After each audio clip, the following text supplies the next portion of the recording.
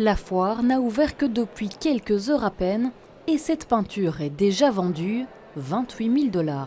Elle provient du galeriste Nino Mayer, dont les œuvres inspirent une personnalité bien connue du monde artistique. J'ai vu justement une peinture que j'aimais bien, qui me rappelle un peu de mes œuvres en fait, mais plus figuratif, parce que là pour l'instant, moi je fais surtout du texte, et là c'est du figuratif.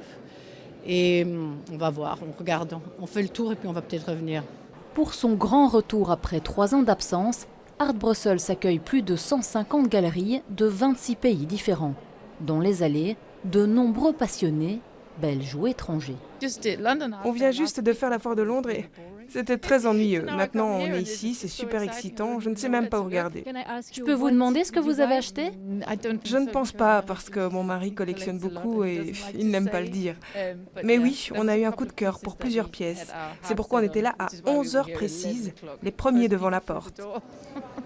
Amateurs d'art ou collectionneurs, pour beaucoup, quand on aime, on ne compte pas.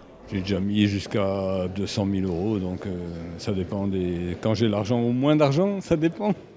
Et cette année, vous êtes fixé une limite ? Je n'ai aucune limite. Alors mon budget, moi je suis plus dans un budget en dessous des 10 000 €. Voilà, moi je suis encore assez jeune, malheureusement ça reste encore en dessous. C'est déjà pas mal. Ouais.